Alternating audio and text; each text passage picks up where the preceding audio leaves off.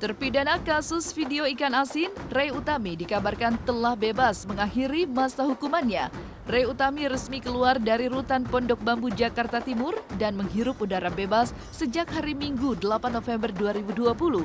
Ray Utami dinyatakan bebas usai menjalani hukumannya selama 1 tahun 4 bulan terkait kasus video ikan asin.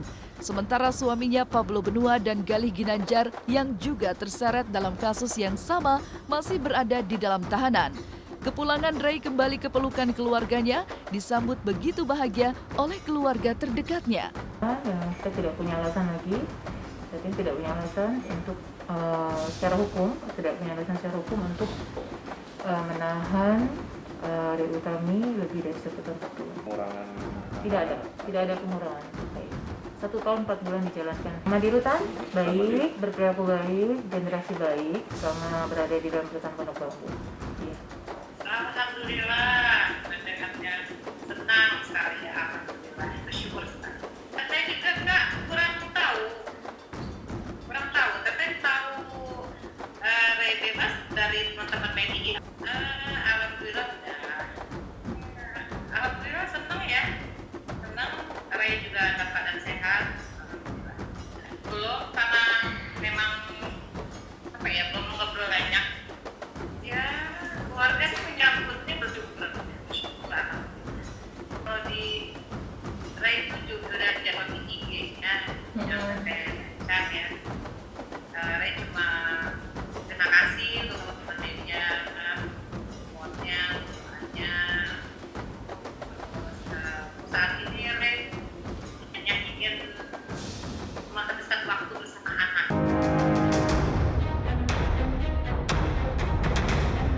Kepulangan Ray Utami kembali ke pelukan keluarga tak hanya menjadi kabar yang gembira dan melegakan. Lebih dari itu, momen kebebasan ini juga dipakai Ray untuk melepas semua kerinduan hatinya selama ini kepada buah hatinya. Apalagi terpisah dalam waktu yang lama membuat Ray pun untuk sementara waktu belum bisa diwawancara lantaran masih ingin melepas rasa kangennya dengan buah hati tercinta. Meskipun begitu, keluarga senang melihat perubahan Ray Utami yang lebih tenang dan terlihat lebih gemuk. Teteh cuma ya menunjukkan rasa bahagia bersyukur bisa kumpul lagi sama keluarga, Ray bisa ketemu sama anaknya. Enggak ada, kita cuma ngobrol-ngobrol biasa aja sama anak-anak. Senang ya, Ray bahagia sekali karena udah lama kan kangen, bahagia sekali fokus sama anaknya dulu, kebersamaan dengan anak-anaknya. Oh pasti bersyukur, bahagia. Yang saya lihat sih iya, ada perubahan agak jauh lebih baik lah.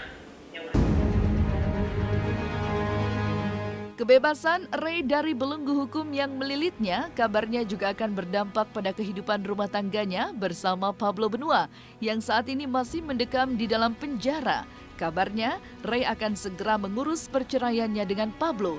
Dan seperti apa komentar pihak kuasa hukum Pablo terkait perceraian rumah tangga Ray dan Pablo? Saya mengucapkan rasa bahagia kalau adik saya Ray Utami telah menghirup udara bebas.